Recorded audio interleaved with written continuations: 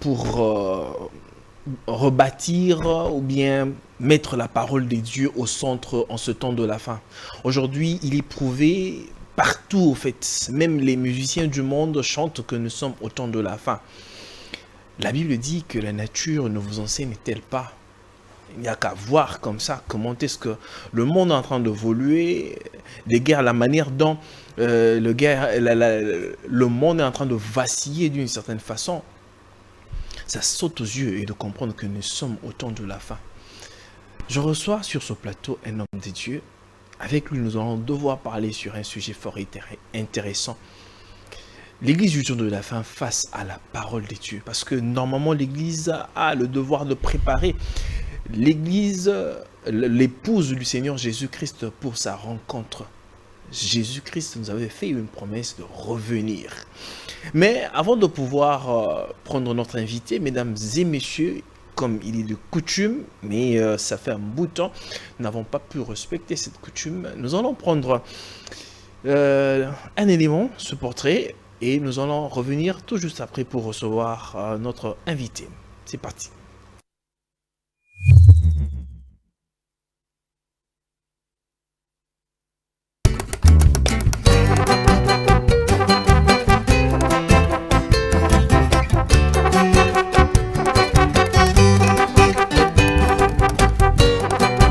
Paul Mukendi est fondateur et président international du ministère Paul Mukendi, qui compte actuellement plus de 50 000 fidèles ayant adhéré comme membre de son ministère. Il est conférencier, homme d'affaires, consultant dans les églises et les milieux politiques. Il a circulé dans plusieurs pays afin de répandre l'évangile du Seigneur Jésus-Christ dans le monde entier. Le message du révérend Paul Mukendi est centré sur le renouvellement de l'homme intérieur, la nouvelle naissance, le retour de Jésus-Christ, et est accompagné par des miracles puissants. Auteur des livres à succès inspirés, il est le pasteur titulaire du centre évangélique Parole de Vie du Québec au Canada, dans une province où les valeurs chrétiennes sont bafouées et la religion rejetée. Mais le révérend Paul Mukendi, par son ministère, a pu bâtir une œuvre prospère qui compte plus de 1000 membres de plus de 35 nationalités différentes et ainsi devenu l'église de référence du Québec.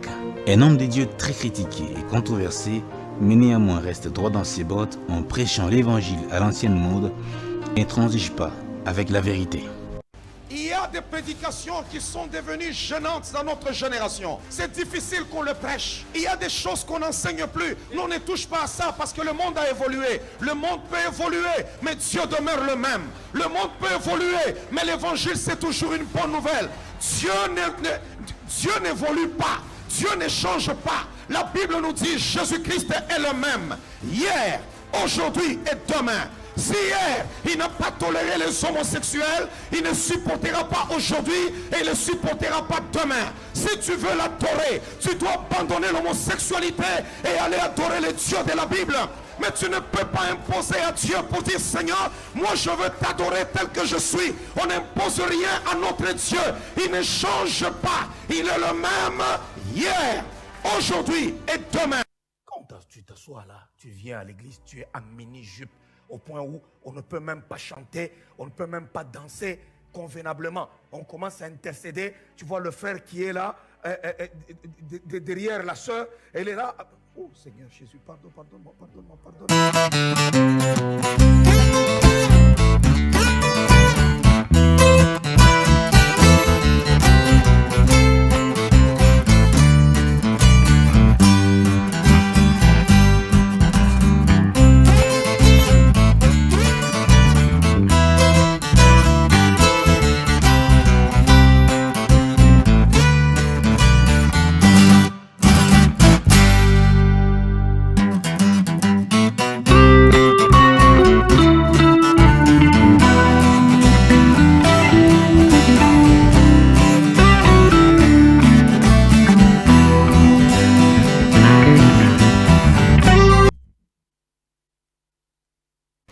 De retour sur ce plateau, vous avez compris, il s'agit bel et bien de l'homme de Dieu, le révérend Paul Mukendi qui nous fait honneur d'être ce soir sur notre plateau. Révérend, bonsoir. Bonsoir. Vous allez bien, révérend? Ça va, par la grâce de Dieu, on va bien. On vient de suivre ce petit portrait qui nous a été réalisé. Quelles sont vos impressions Les impressions sur moi-même. Oui. J'aime prêcher l'évangile dans l'état pur, sans complaisance, comme on le dit. Un vin, le vin Sans de la gants. parole, sans diluer. Ok. Le vin de la parole. Alors, lorsque le vin de la parole est dilué, il n'enivre plus. Évidemment. Il faut que la parole de Dieu, que ce vin-là ne soit pas, qu'il soit très fort, pour que les gens soient ivres de Dieu.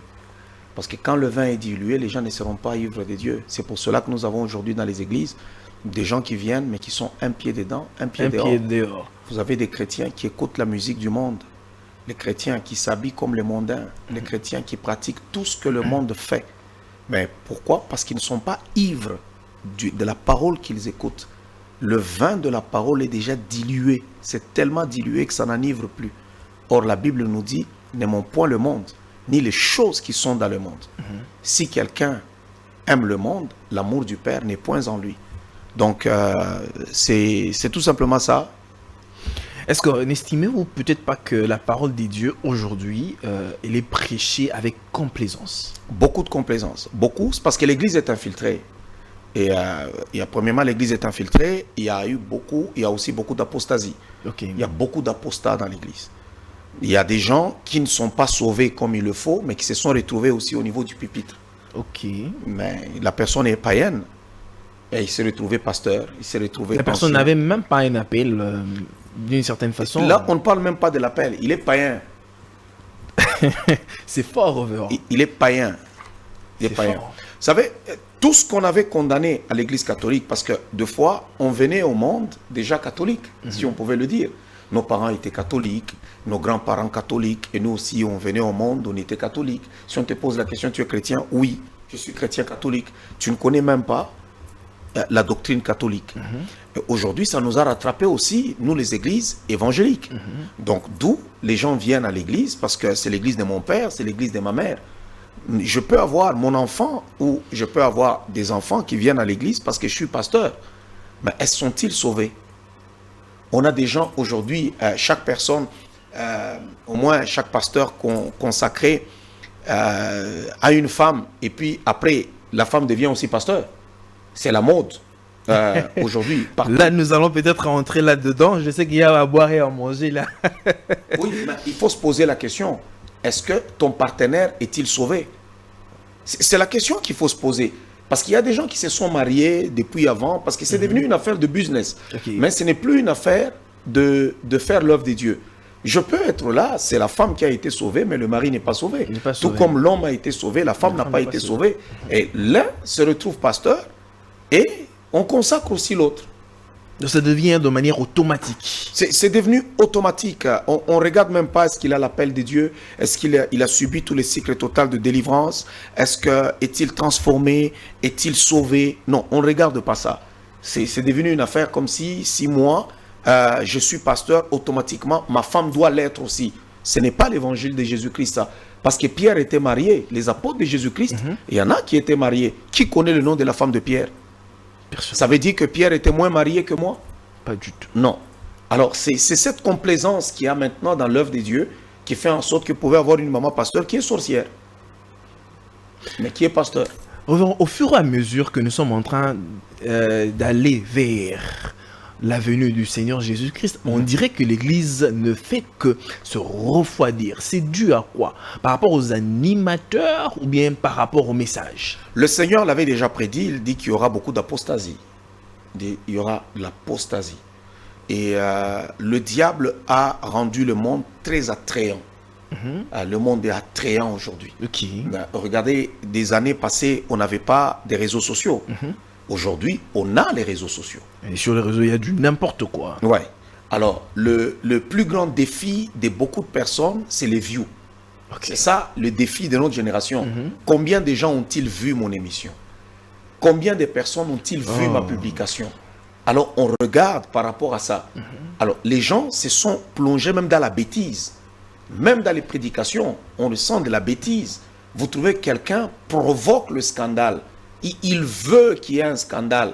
Mais pour lui, il regarde tout simplement le nombre de views. Le monde. Aujourd'hui, toutes ces publications qui n'ont rien à voir avec la morale, Ça ne détruit plus les gens. Ça ne fait pas en sorte que la personne puisse avoir une sanction sociale. Mais par contre, tu es loué, tu es publicisé, tu es acclamé. Et ça pousse les gens à continuer. Et l'Église est tombée dans ce piège-là. Le nombre de views. C'est un grand piège.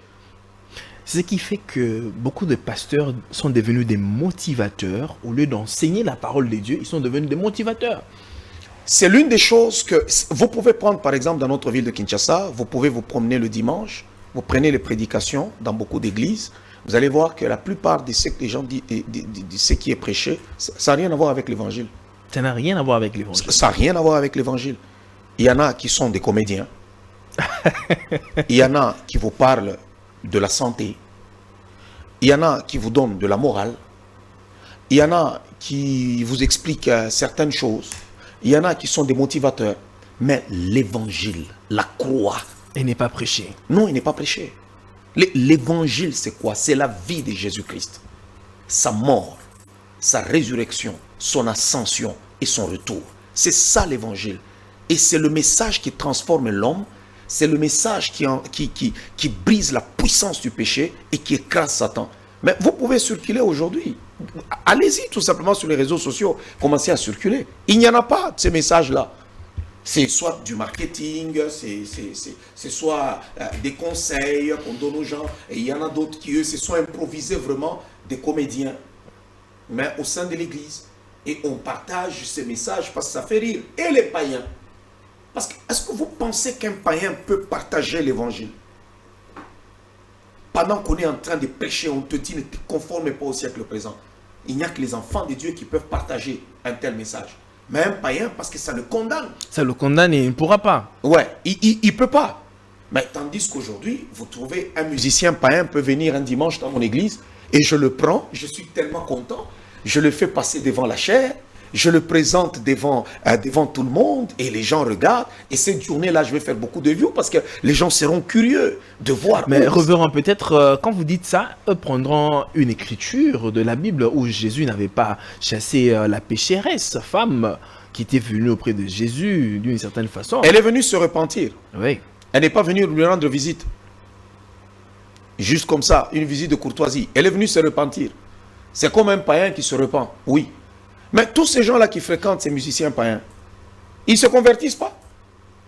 Il est venu à l'église, tu l'as appelé ton ami, tout ça, et puis après, il continue nous faire des danses obscènes. Et demain, il vient à l'église pour sa première fois. Et il va occuper la première place, plus que même celui qui est sauvé, qui a fait 10 ans dans cette église-là. Peut-être que le pasteur, il n'a jamais occupé la première place, dont on ignore même son nom.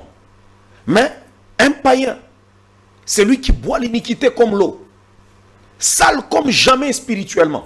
Wow. Mais on le prend, on va le publiciser, on le présente. Même Nicodème, Jésus-Christ l'a reçu de nuit, pas de jour.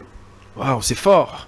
Ouais. Autrefois, reverend, ici, précisément à Kinshasa, vers les années 2000, ici, on peut seulement prendre les années 2000 ici.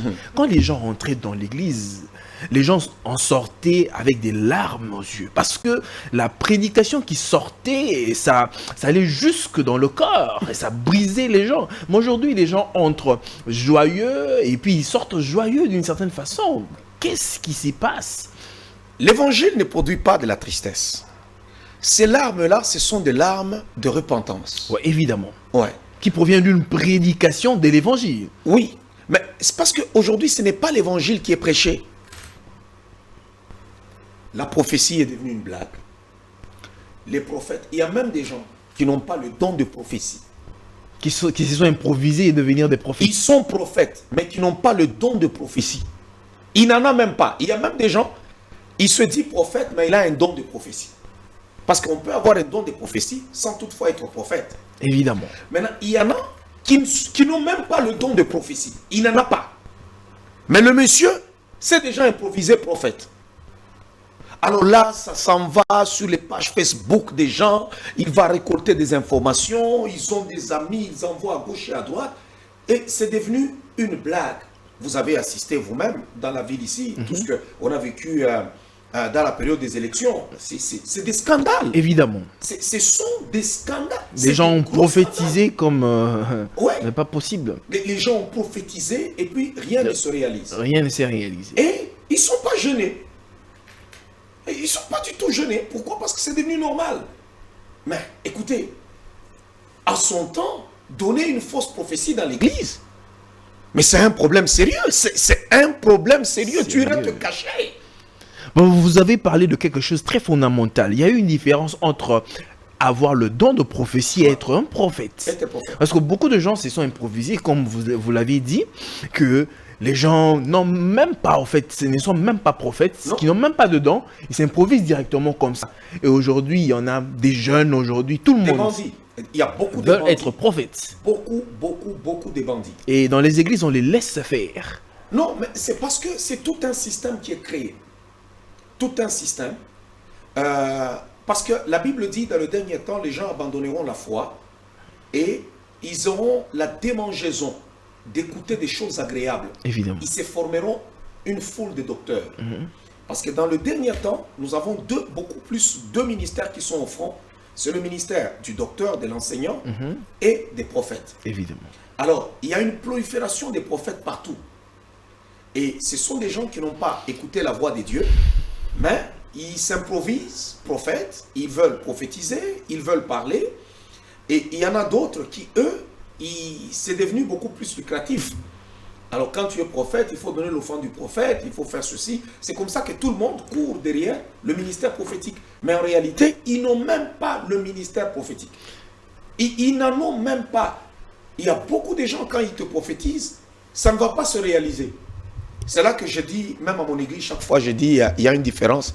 Moi, quand je prophétise, ça se réalise. Toujours. Moi, je suis toujours à l'ancienne. Toujours à l'ancienne. Je cherche la face de Dieu. Si Dieu n'a pas Évidemment. parlé, je me tais. Évidemment. Ouais. Alors, il y a des gens qui n'ont pas cherché la face de Dieu. Il y a une dimension dans la prophétie, dans le prophétique qui appartient au prophète, parce qu'il est dans l'office de la prophétie. Alors, tu ne peux pas t'improviser comme ça pour devenir un prophète. Non, on ne s'improvise pas. Et ça ne commence pas lorsqu'on a déjà poussé les dents. Non. Ou bien ce n'est pas aussi le fait que quand quelqu'un a un songe et ça s'est réalisé, un ou deux fois, ça s'est réalisé automatiquement, la personne s'improvise et devient prophète. Parce qu'il a une possibilité de voir des songes qui se réalisent. Il y a d'abord un désordre. Il faut d'abord accepter, il y a un désordre qui est dans l'église aujourd'hui. On ne sait pas qui fait quoi.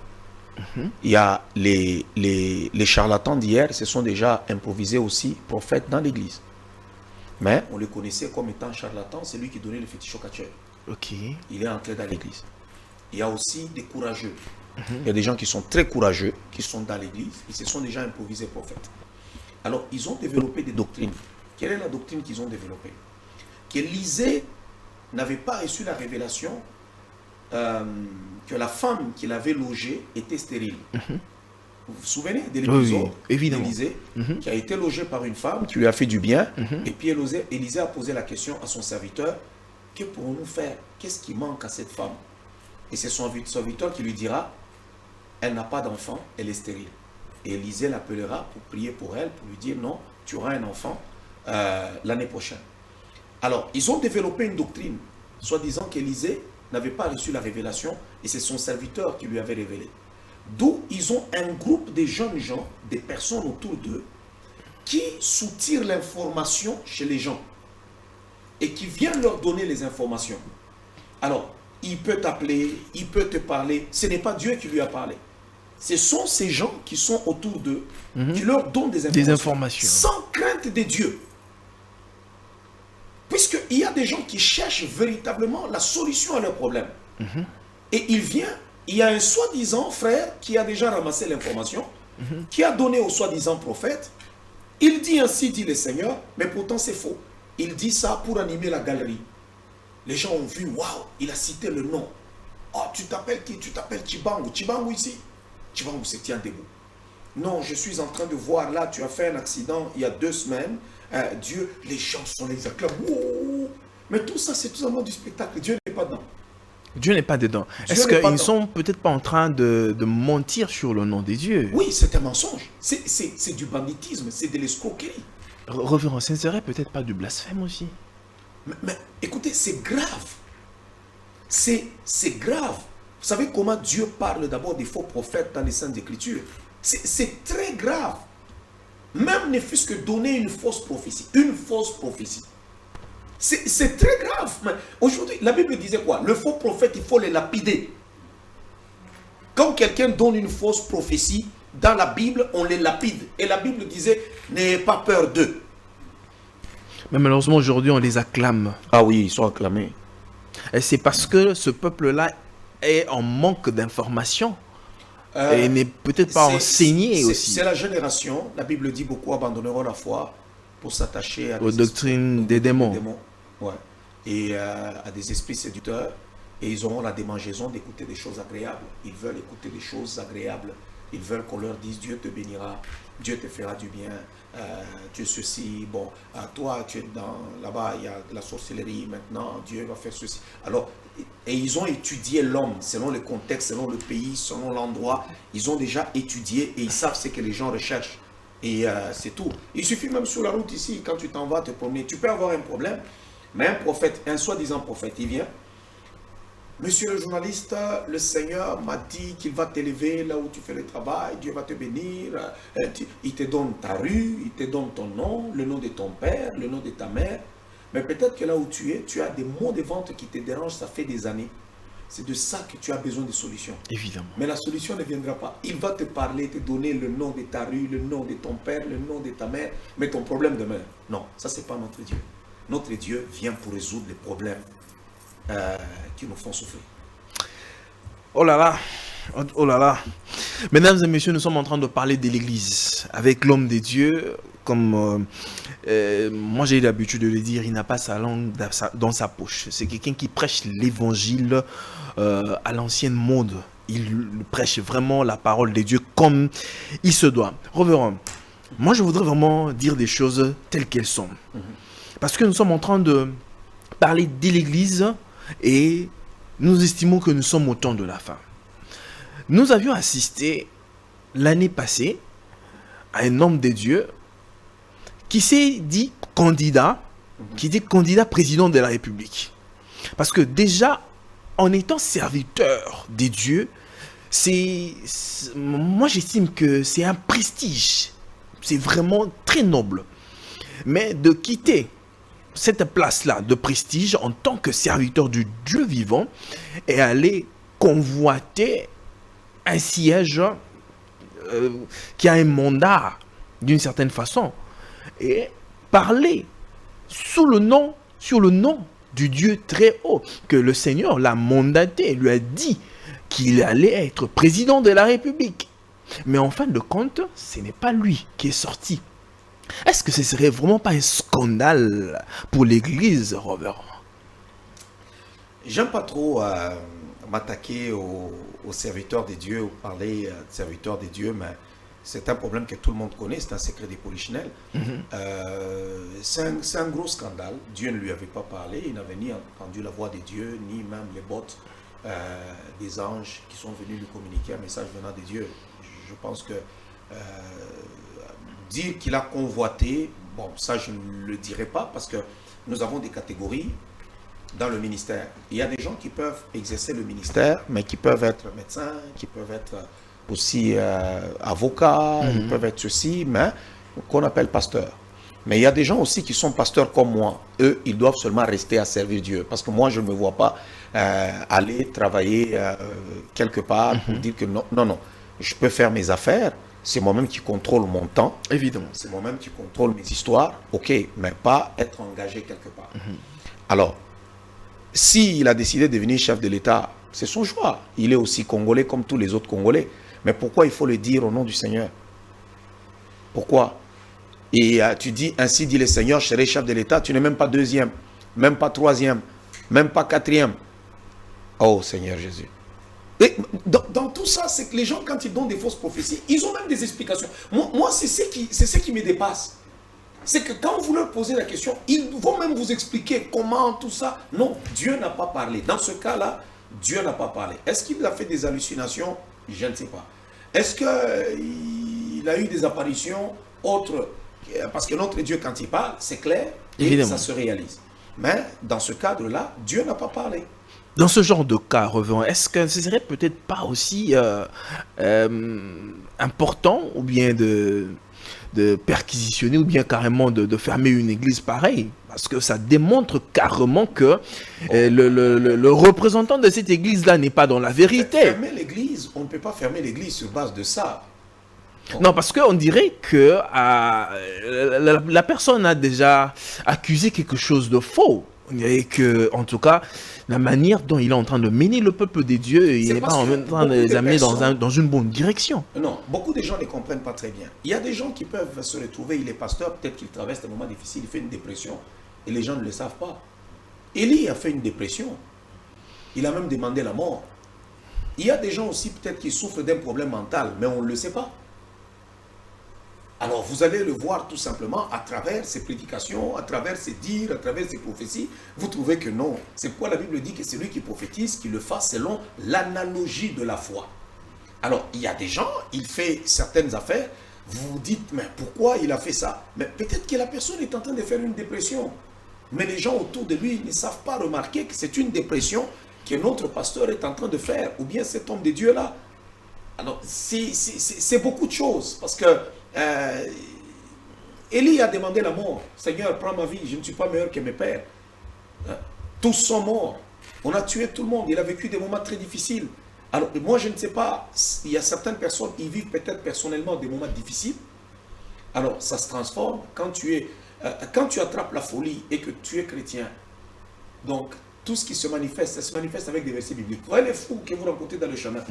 Si ils attrapent la folie, eux, ils manifestent la folie avec la Bible. Mais ce n'est pas le cas avec l'homme de Dieu cité ici. Bon, je ne pense pas vraiment qu'il a été un peu dérangé d'une certaine façon. Il a encore le moral avec lui, toutes les attitudes. Est-ce que vous l'avez côtoyé pour savoir s'il a passé des moments difficiles dans sa vie? Qu'est-ce qui se passait? Parce que je ne peux pas comprendre qu'une personne lucide puisse se tenir debout, regarder les caméras. Tu n'as aucun parti politique. Tu n'as pas de base. Parce que même quand nous parlons de la foi, écoutez, le président Félix Tshisekedi est allé aux élections après la mort de son père. C'était la première fois qu'il a été candidat à la présidence. Mais il avait un grand parti politique. C'était le plus grand parti de l'opposition. Mais il est chrétien, il est enfant de Dieu. Il y a eu la prophétie que tu vas devenir chef de l'État. Et il est devenu. Mais pourquoi? Parce qu'il y a quand même quelque chose qui est là. Bon, écoutez, que Dieu, bon, moi, Paul Mukendi, Dieu me dit, Paul Mukendi, tu seras président de la République. Je commencerai d'abord par entrer dans un parti politique. Je commencerai d'abord à apprendre les ABC de la politique. Il y a des étapes à suivre. Il y a quand même des étapes à suivre. C'est comme quelqu'un qui se réveille un matin et dit, Dieu m'a dit que je vais devenir médecin. Et tu veux que moi je te donne mon ventre? Pas du tout. Même si c'est Dieu qui a envoyé. Non, tu vas me faire du mal. Alors c'est un peu ça. C'est pourquoi je dis, est-ce que lorsque tu t'assois, tu regardes la situation, tu te dis, bon, qu'est-ce qui s'est passé? Comment quelqu'un peut-il en arriver là? Qu'est-ce qui s'est passé? Est-ce que tout est correct? Est-ce qu'il vit des moments difficiles? Est-ce que c'est des choses un peu compliquées? Est-ce qu'il est en train de faire une dépression? Peut-être qu'il déprime, on ne sait pas. Je ne connais pas trop, mais sauf que c'est scandaleux. C'est scandaleux. Mais il n'est pas le seul pendant la période des élections. Il n'est pas le seul, il y a eu beaucoup de scandales, de prophéties. Oui, beaucoup de scandales. Alors, revenons, nous allons évoluer. La chair, qui est normalement la chair où il faut apporter la parole de Dieu. Parce que je me rappelle la première prédication du Seigneur Jésus-Christ, comme vous avez aussi l'habitude de le prêcher. Et d'ailleurs, je dois vous dire, j'aime beaucoup vraiment vos prédications. Moi, ça m'édifie particulièrement. Merci, ça me touche. Et c'était la nouvelle naissance. Vous devez naître de nouveau. Mais aujourd'hui, la chair est devenue un lieu où on doit régler des comptes à d'autres personnes. On doit régler des comptes à d'autres personnes. On peut voir comme l'homme des dieux, bon, je ne veux vraiment pas citer, qui est aussi président de l'Assemblée provinciale de Kinshasa, qui de fois règle des comptes au gouverneur de la ville de Kinshasa. Au lieu de finir, par exemple, sur un salon politique, mais on amène les choses politiques sur la chair, où on doit apporter la parole de Dieu qui est sainte.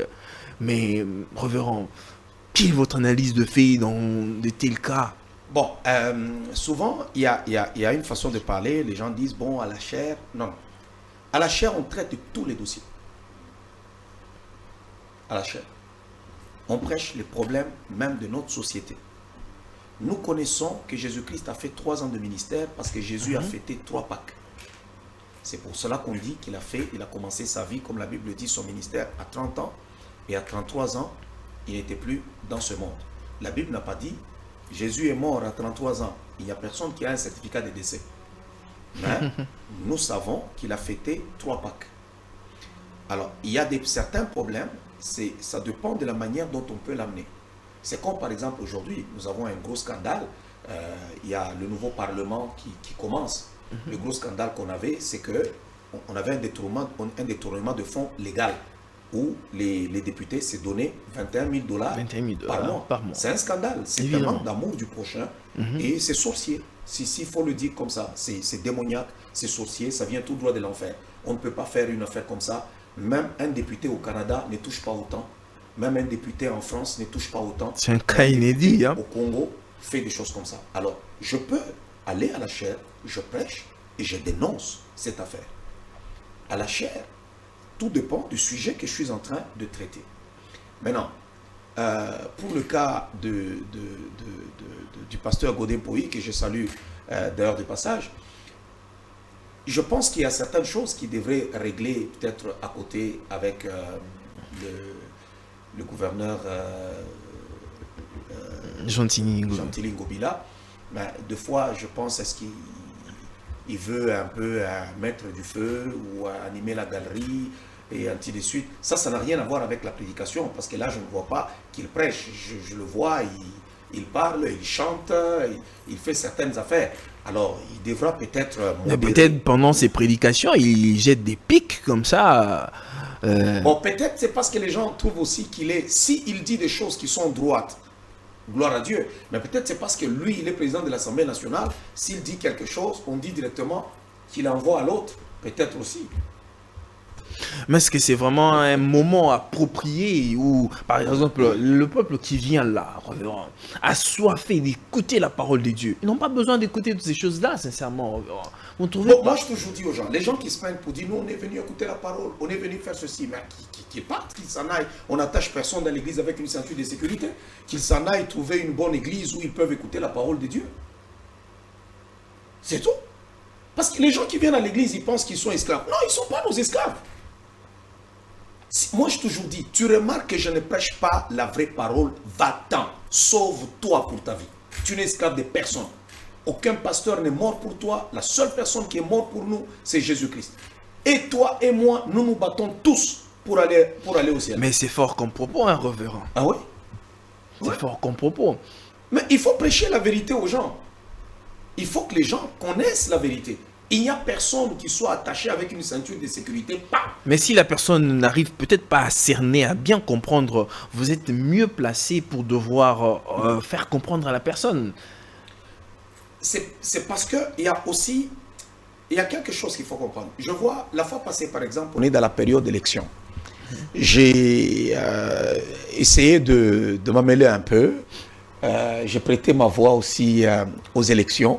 Il y a des gens, oh, c'est à la chair. Non, il y a des moments où il faut être patriote. La patrie, ça concerne et le pasteur, et le prophète, et l'apôtre. Il n'y a rien de honteux d'être patriotique. Maintenant, de là, prendre la chair, moi j'ai vu des pasteurs même américains, ce n'est pas juste congolais, ils chantent à la chair une chanson de Beyoncé. C'est une chanteuse américaine. Ils chantent là, papa, ils répètent là, ils chantent même, ils continuent. Mais écoutez, il faut connaître la parole du Seigneur. Moi, une telle église, je quitte. Point barre. Mon pasteur vient à l'église avec des musiciens mondains, païens. Parce qu'il y a des fois des musiciens païens qui disent non, est-ce que nous, on est sale? Est-ce qu'eux, ils sont parfaits? Oui, même si je ne suis pas parfait, mais je suis enfant de Dieu. Mais toi, tu ne l'es pas. Et l'église, c'est un endroit qu'on respecte. Évidemment. Ça veut dire que n'importe qui peut venir à l'église. Si une personne veut venir à l'église prier comme tout le monde, il peut venir, il s'assoit, il prie, il part. Mais le faire passer devant, c'est là, moi, que ça me dérange. Là, ça me dérange. Moi, automatiquement, des choses comme ça entre. On voit aujourd'hui, je suis en barbecue avec des musiciens païens. Demain, ceci, cela. Si je fréquente les païens, il faut qu'ils soient sauvés. Soit l'autre va contaminer l'autre, Évidemment. ou soit l'autre va amener l'autre. C'est comme ça que ça se passe. Il y a des moments où on se côtoie. On se dit, on se rencontre quelque part, on se dit bonjour, on se parle, mais on n'a jamais été amis de l'école. Parce qu'il y a des gens qui se connaissent peut-être depuis l'école. Il y en a qui sont du même famille. Il y en a qui se connaissent dans le quartier. Le problème, il est vraiment différent.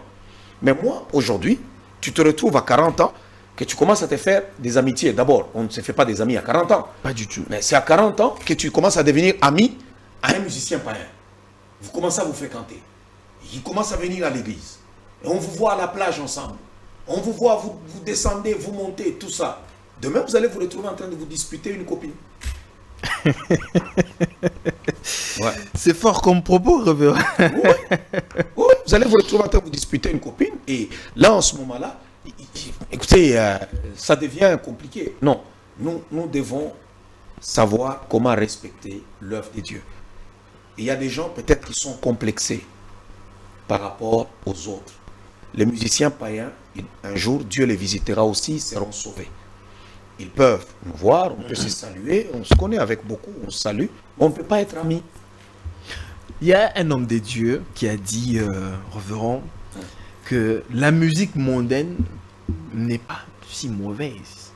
Parce qu'il y a une musique qu'on dit musique religieuse, et il y a une musique qu'on dit séculière, et il y a aussi une musique qu'on dit, voilà, il est en train d'expliquer mondaine, où on chante la femme. La musique séculière, c'est la musique où on chante comme autrefois les Luambo chantaient, ils chantent la vie, quoi. Il dit qu'il n'y a pas de mal en ça. Quelle est votre lecture de fait par rapport à ça? La Bible dit d'abord, n'aimons point le monde, ni les choses qui sont dans le monde. Ne pas aimer le monde, ce n'est pas aimer les arbres.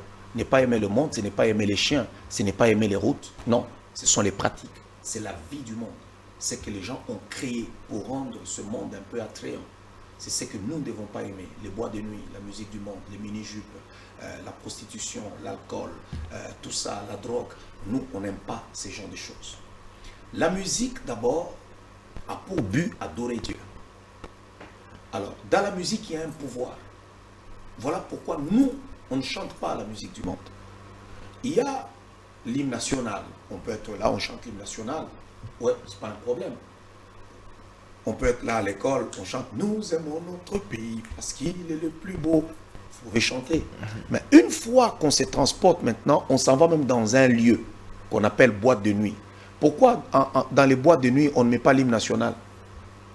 Qui a déjà vu dans la boîte de nuit, on met là-bas l'hymne national, on commence à chanter Debout Congolais. Les gens sont là en train de chanter. Non, parce que ça ne va pas produire de l'effet. La musique du monde a une source d'inspiration. Bon. Et Caïn est le premier à faire de la musique profane. Wow. C'est la descendance de Caïn. Ça, c'est une révélation. Le père de ceux qui ont inventé les instruments de musique.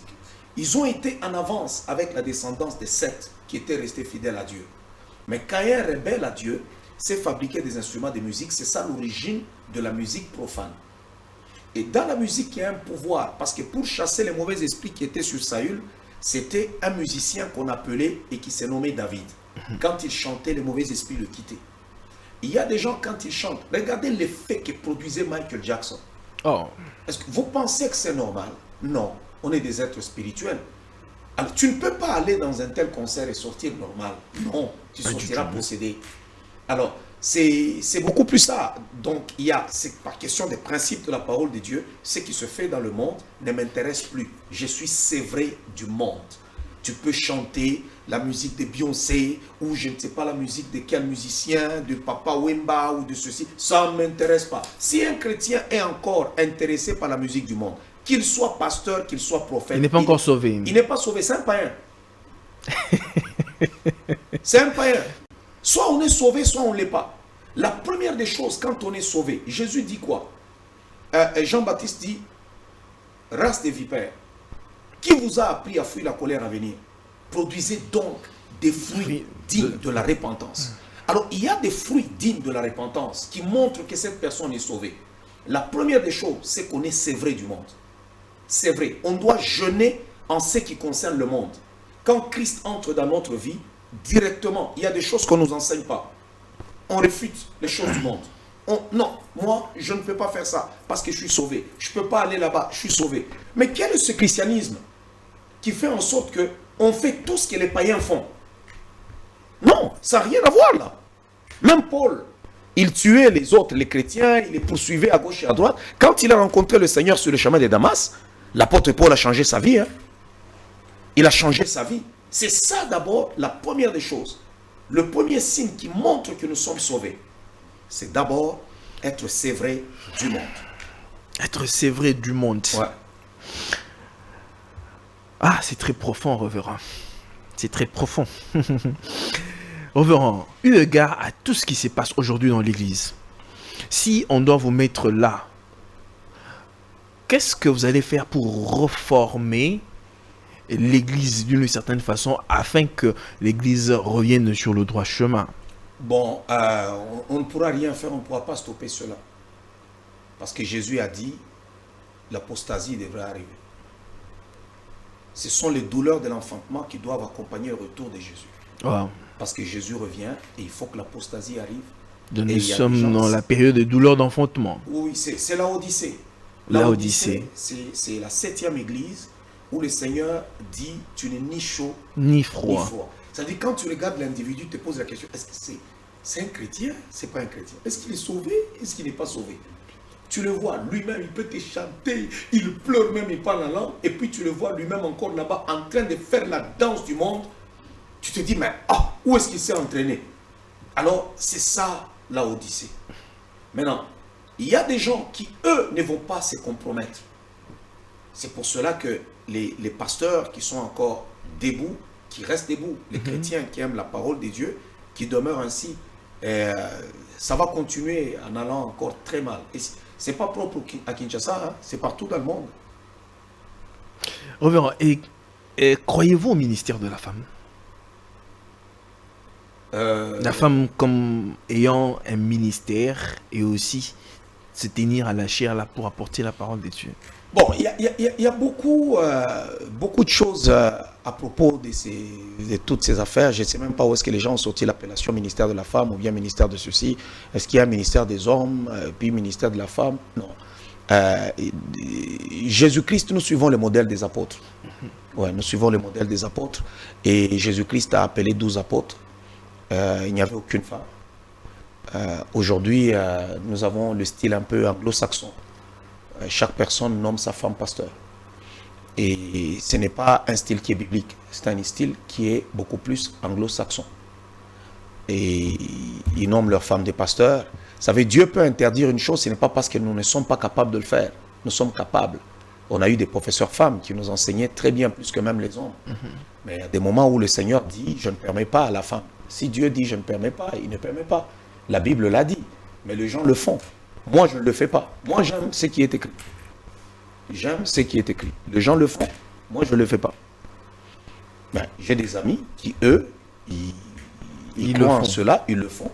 Alors, si je vais chez eux, je ne dérange pas, parce qu'on ne va pas chez autrui pour prêcher la doctrine. S'ils viennent chez moi... Mais ils prennent l'écriture de Joël. Tout ce qu'ils peuvent prendre... reprendre mon esprit. Tout ce qu'ils peuvent prendre est faux. Tout ce qu'ils peuvent prendre est faux. La vérité dans la bouche du diable, c'est un mensonge. Tout ce qu'ils peuvent prendre pour expliquer est faux. La Bible a déjà tranché. C'est clair. C'est comme à propos de l'homosexualité. Dieu a déjà tranché. Les homosexuels n'hériteront pas le royaume de Dieu. Alors quand quelqu'un vient pour chercher à expliquer l'inexplicable, c'est faux. Est-ce qu'on doit déchirer le verset qui dit « Je ne permets pas à la femme d'enseigner » C'est écrit noir sur blanc. Mais les gens essaient d'expliquer encore plus davantage parce que Paul s'adressait plutôt à l'église à cette époque-là. Il ne s'adresse pas à l'église d'aujourd'hui. Vous pensez que Paul s'adresse à l'église de cette époque-là? Paul dit comme dans toutes les églises des saints. Comme dans toutes les églises des saints. Voilà, ça c'est une précision. Vous comprenez? Ouais. Ce n'était même pas seulement l'église de Corinthe, mais comme dans toutes les églises des saints. Et il dit encore même plus bas, il dit, reconnaissez que ce que je vous écris est une recommandation du Seigneur. Et il dit, si quelqu'un se croit être inspiré, ou il se croit être prophète, ok, qu'il ignore ce que je vous écris. Alors pour moi, la Bible a déjà tranché, parce que nous avons le mouvement féministe aujourd'hui, qui est entré aussi dans l'église. Or, en réalité, c'est beaucoup plus l'esprit de Jézabel. C'est Jézabel qui est entré dans l'église avec ce qui se passe. Je n'aime pas trop des polémiques là-dessus, mais sinon, c'est pas biblique. C'est pas biblique. Non. Ça n'a aucun fondement biblique. Ça n'a aucun fondement biblique. Quand on cherche à expliquer quelque chose, à vouloir convaincre, c'est que c'est pas clair, c'est pas biblique. Quand c'est biblique, on ne cherche pas à se battre. Jésus-Christ est mort sur le bois du calvaire. Oui ou non? Tous les chrétiens sont d'accord? Oui. C'est ce que la Bible dit. Mais si on vient maintenant, on veut prouver à quelqu'un que Jésus-Christ n'a pas été enterré dans un cercueil, et bon, et il n'était pas mort, noyé, et tout ça, ça veut dire que ce n'est pas clair quelque part. Il faut maintenant qu'on commence à chercher les versets. Non, non. La révélation d'une révélation n'est pas une révélation. La Bible est claire. Je ne permets pas. Cela ne veut pas dire que la femme n'est pas un être humain au même titre qu'un homme. Non. C'est un être humain, normal. Moi, Dieu d'ailleurs m'a donné beaucoup plus des filles. Je n'ai qu'un garçon. J'ai 4 enfants, 3 filles avec juste un seul garçon. Je veux que mes filles excellent. Je veux qu'elles travaillent, qu'elles aient un bon salaire, tout ça. Mais s'il y a une position que Dieu ne t'a pas donnée dans l'église, il faut que je sois honnête, malgré que je t'aime, pour te dire que Dieu ne t'a pas donné cette place-là. C'est parce qu'aujourd'hui les gens ont ce complexe. Waouh, il y a une femme là qui prêche bien. Il y a une femme là qui est ceci. Mais oui, prêcher bien ne signifie pas faire la volonté de Dieu. Ils sont en dehors de la volonté de Dieu. La Bible dit, ceux qui me disent Seigneur, Seigneur, n'hériteront pas tous le royaume de Dieu. Ça veut dire qu'il y a des gens qui font très bien les choses, mais qui ne sont pas dans la volonté de Dieu. Une femme peut mieux enseigner plus que même les hommes. Il y a des femmes, elles se tiennent debout, elles te prennent la Bible. J'ai moi mes filles spirituelles, quand elles commencent à exhorter là, mais elles ont la grâce qui est sur leur père. Tu peux t'étonner. Mais Dieu ne t'a pas donné cette capacité d'être pasteur, apôtre. Vous trouvez une femme qui s'élève, qui dit elle est apôtre. Apôtre, maman, mamie. Apôtre, maman, mamie. Révérend, je pense que l'église, il y a beaucoup de crabes qui sont entrés de l'église. Je voudrais que vous puissiez un peu nous parler par rapport à cette question épineuse qui dérange l'église aujourd'hui. La polygamie a-t-elle des dispositions bibliques, oui ou non? Dans la Bible, depuis Genèse, la polygamie a existé. Depuis Genèse. Abraham lui-même, qui est le père de la foi. Le seul qui a eu un mariage parfait, c'est Isaac, qui a eu une seule femme. Jacob, un polygame. Moïse lui-même, le prophète polygame. Alors, dans le Nouveau Testament, c'est là que la Bible vient maintenant intervenir. Où l'apôtre Paul dit, tout celui qui voudra avoir la charge d'être responsable, d'être un dirigeant, donc un évêque, ou un ancien, ou un diacre, il devra être marié d'une seule femme. Ça veut dire que les polygames existent dans l'Église. Ça veut dire que les autres membres de l'Église ont droit d'être polygames. Mais si tu veux maintenant postuler pour devenir ancien, être diacre, les postes de direction, Dieu dit, je ne prends pas de polygame. Là, il faut être mari d'une seule femme. Mais on n'a pas imposé la monogamie aux autres qui sont dans l'assemblée. Je crois que c'est... J'aime dire la vérité. C'est ce que la Bible dit. Si on nous dit qu'un ancien soit mari d'une seule femme, c'est parce qu'il y a des polygames. S'il n'y avait pas de polygames, on n'allait pas donner comme critère soit mari d'une seule femme. Quelle lecture faites-vous par rapport au pasteur Kassamba, Jean-Pierre Kassamba, qui a plusieurs femmes, qui vient d'ailleurs de se remarier, de se marier encore à nouveau, Et d'une certaine façon, lui il dit que c'est un commandement de Dieu. Dieu est polygame. Voilà. Il dit que d'ailleurs, il donne un exemple. Dieu est polygame parce que nous sommes l'épouse de Jésus-Christ et nous sommes très nombreux. Alors Dieu est seul. Ça veut dire que Dieu est polygame. Nous sommes libres de prendre des femmes autant que nous voulons. D'abord, Dieu n'est pas polygame. L'Église, c'est l'Église, c'est Jésus-Christ qui se marie à l'Église. Une Église. Une Église. Pas deux Églises, pas trois, pas quatre. Une Église. On forme un corps. L'autre, c'est les cheveux, l'autre, c'est le nez, l'autre, c'est la bouche. On est un corps. Il n'y a pas plusieurs Une églises. interprétation erronée de la parole. Je dirais tout simplement que lui, c'est une secte. Ça n'a rien à voir avec... c'est une secte. Oui, c'est une secte. Parce qu'avec ce qui se passe, tout ce que nous voyons sur les réseaux sociaux, ça, c'est une secte. Ils se donnent en cadeau des jeunes filles. L'autre dit, non, je l'ai donné au pasteur, tout ça. Bon, écoutez, quand même, c'est pas comme ça qu'on fait le mariage. Même Rebecca, lorsqu'on est allé la chercher en mariage pour Isaac, la famille lui a posé la question, notre jeune sœur, est-ce que tu acceptes de suivre cet homme pour le mariage? On a posé la question à Rebecca. C'est pour dire qu'elle avait son mot à dire. Pour dire, ok, je veux le suivre. Et la sœur, Rebecca, a dit oui.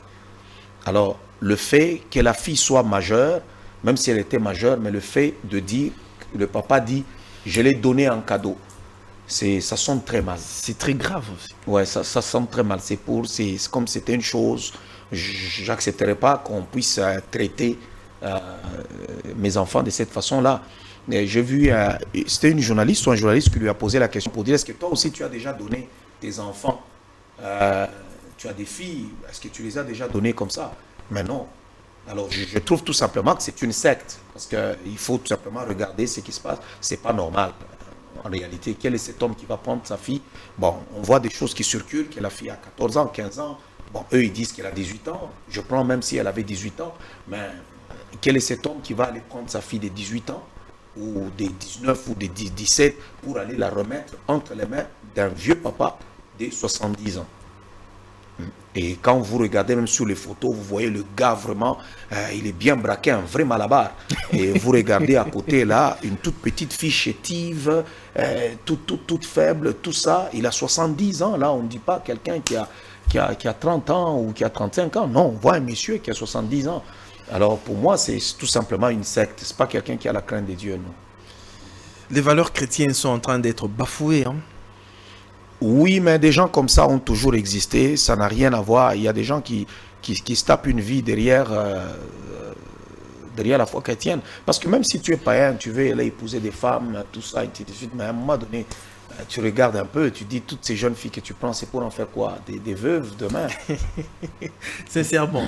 Ouais. L'église du temps de la fin, face à la parole de Dieu, révérend, je voudrais que vous puissiez... vous avez parlé du mariage ici, quelque chose de très fondamental et de très capital. On est en train d'assister à, je ne sais pas moi, un cirque aujourd'hui dans l'église. Vous allez me permettre que je le dise ainsi, parce que les hommes de Dieu divorcent et se remarient, parce que la parole de Dieu a donné une seule disposition quand la femme a été attrapée en flagrant délit. C'est alors que l'homme a la possibilité de répudier cette dernière. Mais aujourd'hui, pour un rien, les hommes de Dieu divorcent avec leurs femmes et se remarient sans pour autant marcher sur la Bible. Il y a beaucoup de choses. Il y a à boire et à manger dans toute cette histoire. Premièrement, c'est parce que d'abord, le mariage, beaucoup de gens se marient avec légèreté. Les vraies valeurs qu'on avait, même dans le monde, en société, ont déjà été bafouées. Les mariages de nos grands-mères étaient beaucoup plus solides. Ils se mariaient, ils vivaient ensemble, et jusqu'à leur mort. Mais tandis qu'aujourd'hui, c'est devenu une chose quasi impossible. Pourquoi? Parce qu'il y a beaucoup de principes que les gens n'ont pas respectés. Et Jésus dit le divorce, sauf en cas d'infidélité de la femme. Maintenant, il y a aussi beaucoup de causes dans un mariage. Il y en a beaucoup. Il y a des gens avec qui vous ne pouvez pas vous entendre. Tu trouves qu'il y a une femme qui n'a pas commis l'infidélité, mais cependant, c'est vraiment une rebelle. Vraiment une rebelle. Et la vie devient Insupportable. insupportable. Ce n'est pas pour encourager, mais sauf qu'en tant que pasteur, j'ai vu beaucoup de ces choses comme ça. La vie devient insupportable. C'est un fardeau que même toi-même, tu ne sauras pas porter. Bon. Qu'est-ce qu'on fait dans ce cas-là? Même l'apôtre Paul a dit, si le non-croyant se sépare, qu'il se sépare, parce que Dieu est un Dieu de paix. Mais selon les dispositions bibliques, vous pouvez vous séparer, oui, certes, mais vous restez comme ça, jusqu'à ce que l'un de vous, soit si la femme meurt, l'homme pourra maintenant se remarier.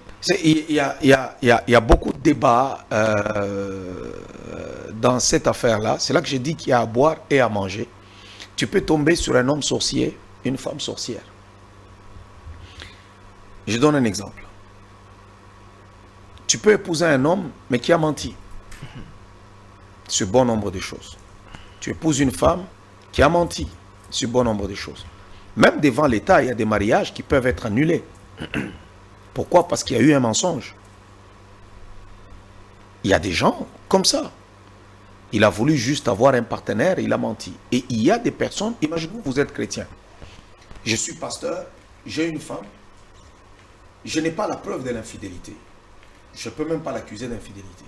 Mais têtu comme pas possible. Elle se lève un matin, tu apprends que non, elle est à New York.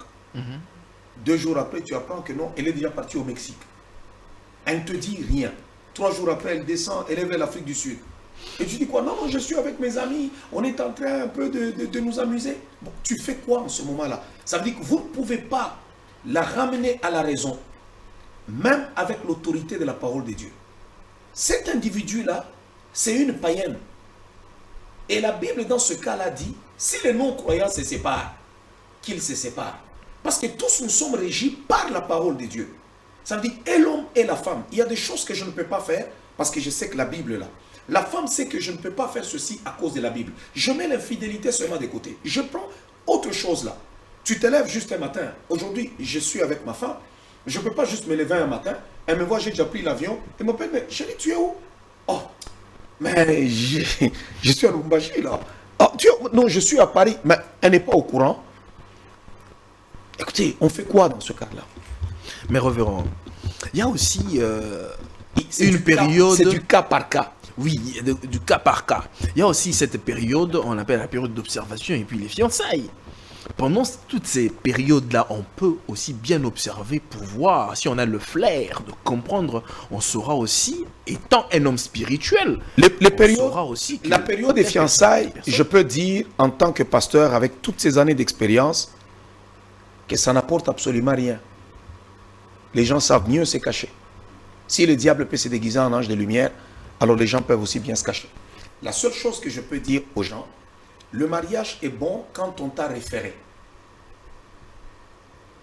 Lorsque, soit comment nos grands-parents se mariaient, on connaît telle famille, c'est des affaires des familles, on se connaît. Parce que dans ce cadre-là, même quand on veut briser un mariage, ça veut dire que tu réfléchis. Parce qu'il y a des familles qui se connaissent là. Maintenant, aujourd'hui, on se marie comment? J'arrive à l'église, je vois juste une jeune fille qui a déjà porté une jupe droite. Tu la regardes là, tout ça, il est bien bâti, ainsi de suite. Non, moi je veux l'épouser. Et puis elle a parlé en langue. C'est fini, je vais la prendre. Non, on n'épouse pas de parler en langue. On n'épouse pas une femme parce qu'elle connaît beaucoup des versets bibliques. Non. Non. On épouse d'abord des valeurs. Des valeurs. Ouais. Quelles sont les valeurs qu'elle a? Elle peut parler en langue, mais elle n'a aucune valeur. Mais elle parle en langue. C'est comme il y a des femmes qui ont commis aussi beaucoup d'erreurs d'épouser un homme parce qu'il prie bien. Il a une voix rauque. Il prie à l'église. Mais c'est un irresponsable. Quand il arrive à la maison, il ne veut jamais travailler. Il ne veut pas prendre soin de ses enfants ni de sa femme. Et tu te retrouves dans un tas de mariages. Le problème n'est pas seulement du côté de la femme. Il y a aussi des hommes qui sont compliqués. Où tu te retrouves dans un mariage, tu te dis, mon Dieu, qu'est-ce que j'ai hérité là?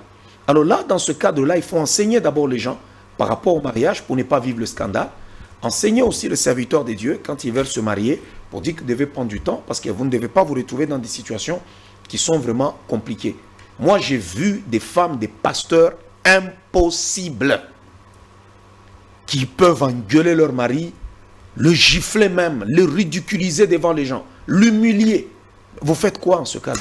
Révérend, j'ai vu que vous avez pris part de l'archevêque Albert Kankenza. La manière dont vous avez défendu la chose, c'est comme si vous avez pris, vous l'avez un peu défendu là d'une certaine façon. Non. Je connais même pas ce qui se passe présentement. Parce qu'il venait tout à l'heure, récemment ici, de se marier, de se remarier en fait. Le problème, c'est que avant d'abord de condamner une personne, il faut d'abord poser la question, qu'est-ce qui s'est passé dans sa vie? Il faut toujours poser la question. Je vais vous donner un exemple. Moïse disait qu'il fallait lapider une femme et un homme qui ont été pris en flagrant délit. On a amené cette femme vers Jésus. Quand on amène la femme vers Jésus, la Bible disait qu'il fallait lapider les deux. Mais on a amené seulement la femme. Où était l'homme? Parce que quand on te prend en flagrant délit, ça veut dire qu'on a les preuves que vous venez de commettre l'impudicité. Est-ce que cette femme commettait la masturbation ou quoi? Parce que je me suis toujours posé la question, où est l'homme? Où est-il, ces messieurs-là? Ils l'ont laissé aller, ils ont pris la femme. Mais personne n'a jamais posé la question de qu'est-ce qui s'est passé dans la vie de cette femme-là. Donc, il y a aussi des choses qu'il faut comprendre. Tu peux avoir une femme qui te tape. Il y a des gens. Et c'est pas une raison de divorce, révérend. Ma femme qui me tape? Non, mais écoutez, c'est sérieux, quoi.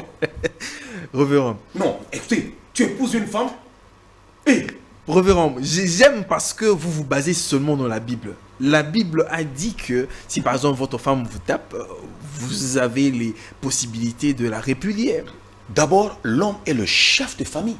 Ah oui, ça c'est vrai, c'est évident. Il y a le respect dû à un chef. C'est là que je dis, ça devient du cas par cas. Est-ce que la Bible a déjà dit, si la Bible nous parle par exemple de la relation père et fils, donc les parents avec leurs enfants, la Bible dit honorez vos parents, mais il y a des choses qu'un enfant peut faire, tu sens que c'est un déshonneur. Quand la femme lève la main et tape son mari, c'est un déshonneur. Ça, c'est même plus une femme, c'est devient autre chose. Ce n'est plus ta femme. Maintenant, ça sera pareil si par exemple 3 femmes que vous avez épousées ont par exemple ce genre de comportement, vous allez alors toutes les répudier et vous remarier. Non, c'est là qu'il faut maintenant comprendre qu'il y a des gens aussi qui transportent des problèmes des hôtels des familles. Il y a des gens, le divorce, c'est un problème spirituel. Ils doivent toujours tomber sur des mauvaises personnes. Je connais des filles qui, tous les hommes qui pouvaient les suivre, elles refusent. Elle va tomber seulement sur un homme qui va aller la contaminer avec la maladie. Pourquoi? Parce que spirituellement, tout le monde chez eux sont morts du sida. Spirituellement? Oui.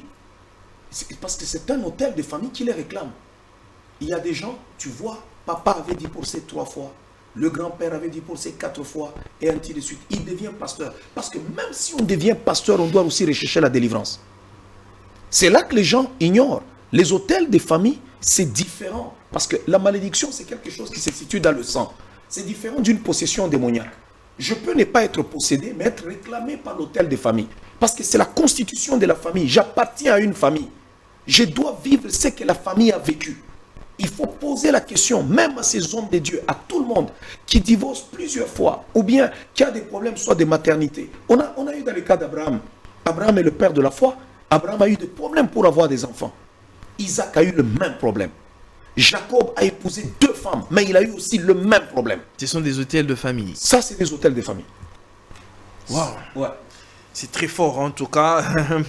Ça peut encore créer un autre sujet vraiment à traiter là-dessus. Révérend, quel est le mot que vous pouvez passer au peuple des dieux qui nous ont suivis aujourd'hui par rapport à cette église qui doit s'attendre à la venue du Seigneur Jésus-Christ et se préparer au fait? Je peux juste dire aux gens aujourd'hui d'être matures spirituellement, de lire la parole de Dieu et de ne pas être esclaves des hommes. Ils doivent être esclaves de Dieu. Celui qui est mort pour les humains sur le bois du calvaire, c'est Jésus-Christ et Jésus-Christ seul. Nous sommes à l'âge des réseaux sociaux où c'est compliqué. Chacun voit un pasteur prêcher à gauche et à droite, un prophète à gauche et à droite sur les réseaux sociaux. Mais il faut beaucoup plus être ancré dans la parole de Dieu. Méditez la Bible. Soyez affermis et vous ne serez pas la proie en ces derniers temps des hommes. Et préparez-vous au retour de Jésus. Révérend, en tout cas, merci beaucoup. Merci beaucoup pour la parole de ce soir. Dieu vous bénisse. Mesdames et messieurs, c'en est fini pour ce numéro. Je vous dis au revoir. On se retrouve très prochainement. Merci Hakim et merci à Chrysler. Que la paix soit avec vous et que Dieu vous bénisse. Au revoir.